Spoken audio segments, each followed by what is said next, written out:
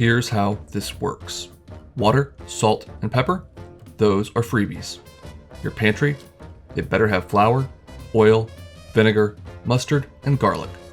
Beyond that, you'll only need 5 more ingredients and 25 minutes to put an entree or entire meal on the table.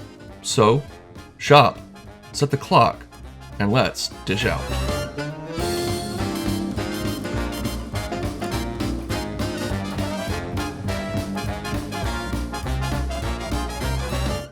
This week's ingredients are some dry spaghetti, a 28-ounce can of crushed tomatoes, 1 medium to small yellow onion, some Italian seasoning, and of course some lean ground beef. We'll kick this off by peeling and finely dicing that onion. You want a nice fine dice because it's going to cook very quickly here. Then in a skillet over medium-high heat, add a tablespoon or 2 of olive oil from your pantry and add the onion. Cooking that out fairly quickly. We don't want any color, but we do want it to get translucent pretty quickly. Go ahead and mince up 3 or 4 garlic cloves, again from the pantry. And after the onions have started to soften and get translucent, add your garlic to the party. Give that a minute to soften, and then add the 1 pound of ground beef. Using a spatula or a fancy beef dividing device such as this, go ahead and chop all that up, continuing to cook it out over medium heat. Season it up with some salt and pepper, and continue to crumble and cook that meat until it is all the way done. Should take about 4 to 5 minutes. At this point, we're going to shake in a couple of teaspoons to 1 tablespoon of Italian seasoning. Additionally, we'll add our can of crushed tomatoes. And because we've added more ingredients to this, we will need to, of course, season it with salt and pepper as well once again. Go ahead and give that a good stir. Make sure the tomatoes and the beef are all getting to know one another. If you need to turn your heat down just a little bit so the tomatoes don't sputter all over the counter, that's fine.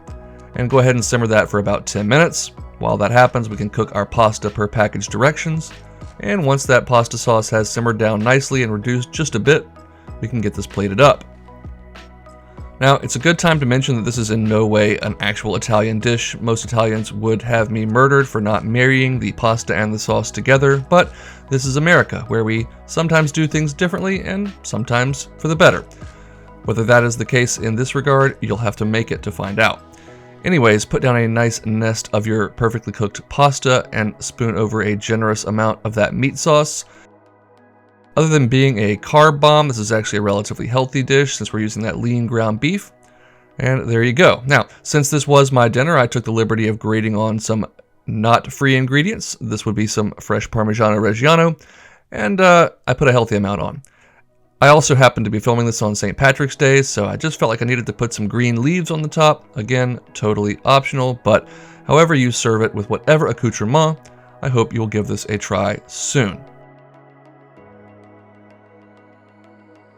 That beef and tomato sauce is so rich and so filling, and no one really ever complained about pasta, did they?